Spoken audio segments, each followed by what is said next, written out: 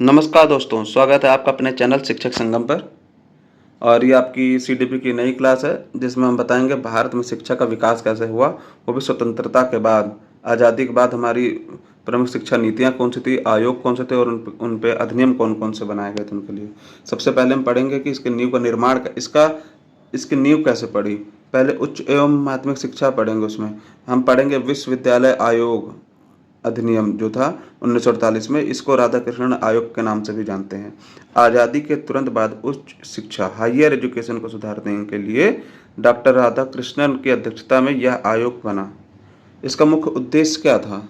इसका मुख्य उद्देश्य था उच्च शिक्षा को बढ़ावा देना और नीतियों में सुधार करना। इन्हें 1954 में भारत रत्न भी मिला था। किसको? डॉक्टर राधाकृष्णन जी को। अब आती है इसकी महत्वपूर्ण सिफारिशें कौन कौन सी थी। विश्वविद्यालय में छात्रों की संख्या 3000 और डिग्री कॉलेजों में 1500 से अधिक नहीं होनी चाहिए। शिक्षण का कार्य सप्ताह में 18 घंटे और वर्ष में 180 दिन पढ़ाई होनी चाहिए। जो ये स्नातक कोर्स था, जो ग्रेजुएशन था, वो 3 वर्ष का और परास्नातक 2 वर्ष का होना चाहिए। ये कोर्स था, ठीक है। उसके बाद आता है हमारा मुदालियर आयोग। कब आता है ये? 1952-53 में। मुदालियर आयोग क्या कहता है? मुदालियर आयोग भी उच्च शिक्षा के लिए था। बाद में माध्यमिक शिक्षा को बेहतर करने के लिए इसे लाया गया। इसे माध्यमिक शिक्षा आयोग भी कहते हैं। फिर उसके बाद हम पढ़ते हैं कि जब ये जो समग्र विकास का युग कैसे हो, शिक्षा नीतियाँ कौन कौन सी बनी। हम पढ़ते हैं पहले कोठारी आयोग आया। कब आया? 1964-66 में आया। इसे शिक्षा को एक नई दिशा देने के लिए लाया गया था। इसमें जो था, इस कोठारी आयोग में कृषि, आर्थिक उन्नति और सामाजिकता पर जोर दिया गया। प्राइमरी स्कूल में मातृभाषा में दी जाएगी, इसमें कहा गया। और कहा गया कि बच्चों का कक्षा 1 में नामांकन जो होगा वो 6 वर्ष की आयु पूरी करने पर ही हो। और निःशुल्क शिक्षा और छात्रवृत्ति का प्रावधान किया गया इसमें। अब इसमें हम ध्यान देने वाली बात यह है कि माध्यमिक विद्यालयों को 2 भागों में बांटा गया। वो कौन था? उच्च माध्यमिक और उच्चतर माध्यमिक। तथा विषयों के विभाजन कक्षा 9 के बजाय कक्षा 10 में करने की बात कही गई। तो कक्षा 10 में जो है, जो सब्जेक्ट वाइज जो होगा, साइंस साइड लेता है, कोई आर्ट साइड लेता है, तो वो कक्षा 9 में ना होकर के कक्षा 10 में उसका चयन किया जाए। फिर आती है राष्ट्रीय शिक्षा नीति। राष्ट्रीय शिक्षा नीति 1968 से 1986, ये 2 आती हैं। एक 1968 राष्ट्रीय शिक्षा नीति NPE 1968 और 1986। 1968 की नीति क्या कहती है? कोठारी आयोग की सिफारिश पर 14 जुलाई 1968 को आई थी ये। और इसे जो है पूरे देश में 10+2+3 के पैटर्न को अपनाया गया था इसके थ्रू। नई शिक्षा नीति 1986, इसके बारे में पढ़ते हैं। 1985 में शिक्षा की चुनौती नामक दस्तावेज पेश होने के बाद इसे लाया गया। फिर ऑपरेशन ब्लैक बोर्ड आता है 1986 में। इसके तहत हर स्कूल में कम से कम 2 कमरे, 1 बरामदा और 2 शिक्षक, जिसमें कम से कम 1 महिला हो, उसका प्रावधान किया गया था। किसमें? ऑपरेशन ब्लैक बोर्ड में। इसी ऑपरेशन ब्लैक बोर्ड में ही राष्ट्रीय दक्षता और पर्यावरण संरक्षण को पाठ्यक्रम में शामिल किया गया था। इसके बाद आती है संशोधित राष्ट्रीय शिक्षा नीति। इसमें नेशनल पॉलिसी फॉर एजुकेशन 1992, इसमें ऑपरेशन ब्लैक बोर्ड का विस्तार किया गया। अब जो कमरे हैं वो 3 कमरे, 1 बरामदा और 3 शिक्षक, जिसमें 50% महिला की बात कही गई। और फिर आता है व्यावसायिक और तकनीकी कार्यक्रमों के लिए एक आम प्रवेश परीक्षा, कॉमन एंट्रेंस का आयोजन किया गया। फिर आते हैं महत्वपूर्ण योजनाएं और समितियां। हम पढ़ते हैं राष्ट्रीय साक्षरता मिशन 1988। इसका उद्देश्य क्या था कि 15 से 35 वर्ष के युवाओं को साक्षर करना।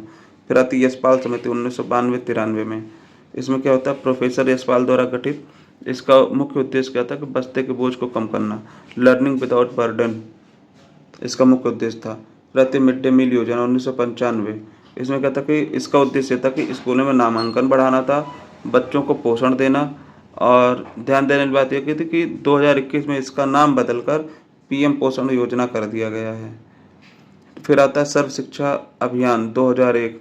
सब पढ़ें सब बढ़ें, 6 से 14 वर्ष के बच्चों को निःशुल्क शिक्षा देना इसका उद्देश्य था। फिर हम पढ़ते हैं NCF राष्ट्रीय पाठ्यचर्या की रूपरेखा 2005। एनसीएफ का निर्माण एनसीईआरटी द्वारा किया गया।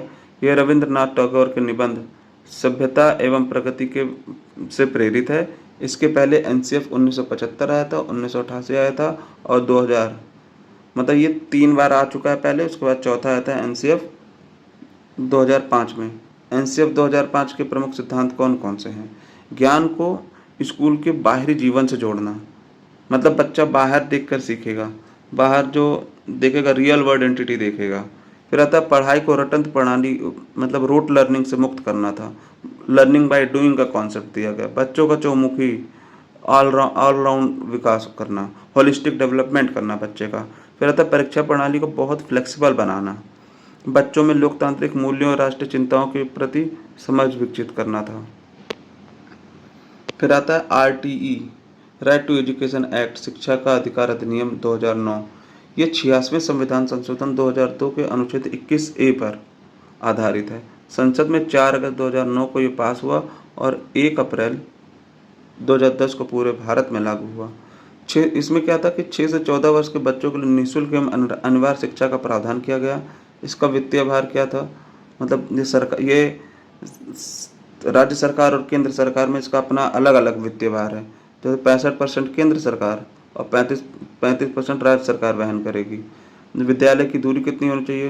प्राथमिक विद्यालय जो गांव की जो सीमा रेखा है उससे 1 किलोमीटर पर और उच्च प्राथमिक विद्यालय 3 किलोमीटर पर होना चाहिए।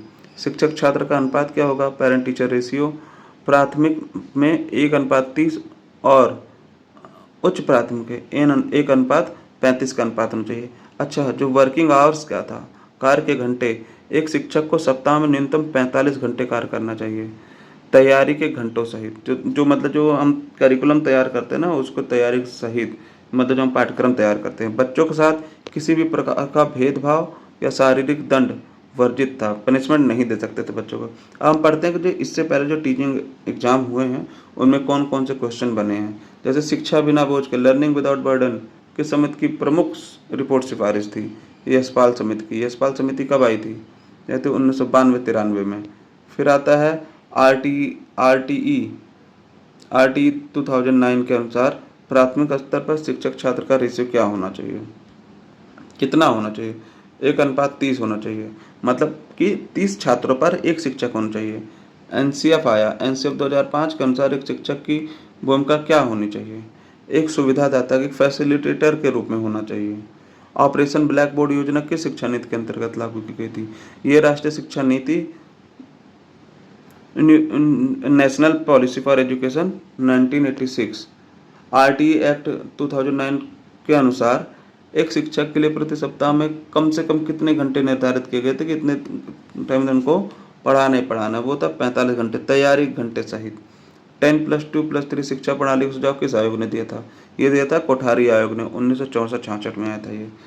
तो दोस्तों, ये रही आपकी आज की क्लास। अगर आपको हमारा पढ़ाई पसंद आया हो तो चैनल को सब्सक्राइब कर लें, वीडियो को लाइक करें और अपने दोस्तों में शेयर करें। और मिलते हैं आपको अपनी अगली क्लास में। Thank you class.